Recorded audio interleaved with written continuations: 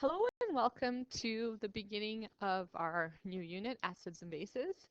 Today we're going to take a look at the properties of acids and bases. So a lot of this is going to be review, so stay tuned for learning about acids and bases. Let's take a look at some properties of acids and bases. Acids and bases can both be defined empirically and theoretically. So remember, empirically is data collected from observations, usually of labs. And theoretically is like, what's the chemistry behind it? What's going on in terms of the entities? You're expected to be able to provide any of the following definitions and use them to answer your questions. So let's take a look at some empirical definitions. Remember, empirical means data collected via experiments. A substance which dissolves in water to produce a solution that, and this is for an acid, tastes sour, turns blue litmus paper red, which you know if it turns red, conducts electricity, so it can be an electrolyte, reacts with active metals to produce H2 always. That's because if I take hydrochloric acid and I add it to any metal, let's just say iron, right? When it's going to go through a single replacement reaction, so then the iron and the hydrogen replace, right? And you always have H2 gas as one of your products plus your other product, your iron and your chloride come together. Neutralizes bases. A base, on the other hand, which is dissolved in water, when it's dissolved in water to produce a solution, it will taste bitter. Don't taste it though. Feel slippery. That's why soaps are always basic in nature. That's why they feel slippery. They turn red litmus paper blue, so that's a difference. Red litmus paper turns blue. It still conducts electricity, so it's an electrolyte also, and it neutralizes acids. If you have a neutral substance, red litmus paper stays red and blue litmus paper stays blue. Let's take a look at some theoretical definitions. According to Arrhenius, an acid is a substance that forms an acidic solution by dissolving in water. Arrhenius thought if you dissolve acids in water, they are going to dissolve and they're going to produce free hydrogen ions. Remember, we call this ionization because it produces that H+. And it's the presence of this H+ ion that causes an acid to have acidic properties. A base is a substance that forms a basic solution, again, by dissolving in water, this time to form hydroxide ions, and we call that dissociation, right? So here's the dissociation of sodium hydroxide, which started off room temperature as a solid. When it dissolved in water, became aqueous, and it's going to dissociate into your sodium ions and your OH ions. Remember, for acids, we don't call it dissociation, we call it ionization. So those are the Arrhenius definitions of an acid and a base. That's very important because that changed. All of a sudden, we had something called the modified definition. Something wasn't quite right.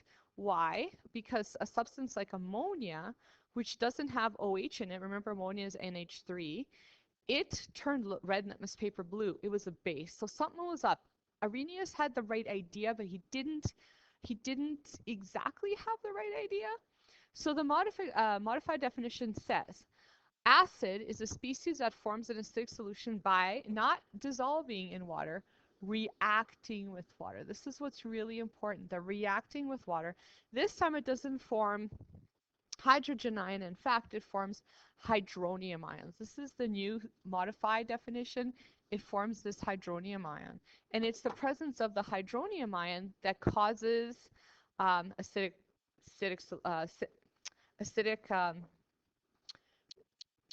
I guess to reach our acidic definition and to have acidic properties.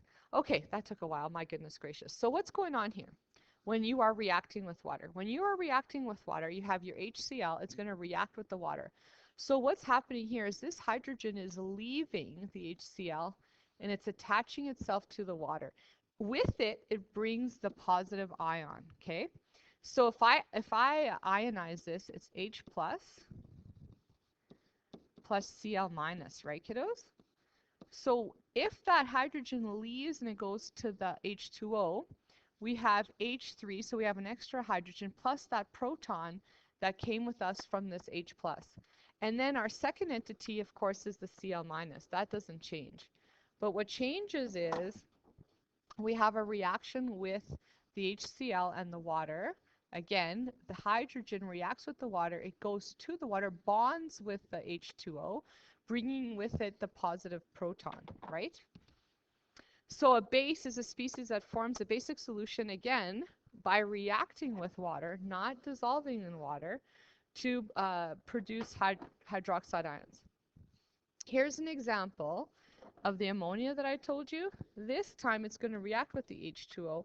This time, kiddos, what's going to happen is the hydrogen is going to leave the water, right? It's going to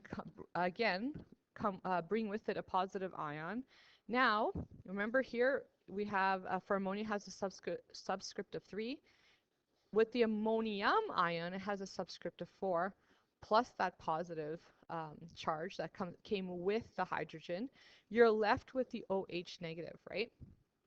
Because water is like HOH, correct? If I dissociate HOH, it's going to be H plus AQ plus OH minus. So this guy goes to the ammonia, brings with it the positive charge to form ammonium ion, and this is a polyatomic ion. And it exists, right, in your periodic table. And here we have our OH minus, which is your hydroxide ion, which is going to give basic properties. So very cool. Now another thing too, if it already has, like sodium hydroxide as a base, for something as simple like that, it just simply dissociates. Oops.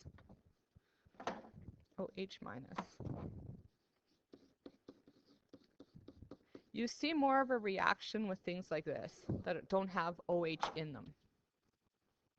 Okay, and this is actually the hydronium ion. I'm just going to erase this. It was actually found by a Canadian scientist. Pretty cool, hey? And that was in 1957. So what is the hydronium ion? The theoretical chemists thought it was unlikely that a hydrogen ion, which is a very tiny proton with a very high charge to size ratio, could exist on its own in an aqueous solution. Instead, they thought it would be it would bond strongly to polar water molecules. Paul Giguère provided empirical evidence for this type of bonding when he discovered the hydrated protons, or hydronium ions. And the modern view of acids and bases is that the hydronium ions are responsible for acidic properties. And again, this doesn't really change. Hydroxide ions are responsible for basic properties. So we have our Arrhenius definition, and we had the modified definition. You have to know those two definitions. When you come to Chem 30, however, whole other story. So your understanding has to change yet again. So the terms acid and base, refer to chemical substances, whereas the terms acidic and basic refer to the properties of the solution. Chemists have known about some acids for hundreds of years. Because these acids are commonly known by familiar names, the IUPAC names are not often used. You should know both forms, but you're only really subjected to the classical. Do you guys remember how to name acids? For aqueous hydrate, this is the IUPAC, right? It's just called, you just put the word aqueous in front, and pretty much you name the substance. So aqueous hydrogen chloride, aqueous hydrogen chlorate, and aqueous hydrogen chlorite. Okay, it's just talking about the aqueous here. That's just telling you it's an acid. We don't use the IUPAC. What we use is traditional or classical naming system. Remember, if it's hydrogen plus an anion with the ending of "ide," you have the prefix hydro and the suffix ic, acid. So HCl would be hydrogen chloride, right? Would turn into hydrochloric acid. If the ending ends in "ate," there's no hydro. Okay, there's no hydro here, but there is the ic acid. So if you have hydrogen chlorate, right, there's no hydro, you just call it chloric acid.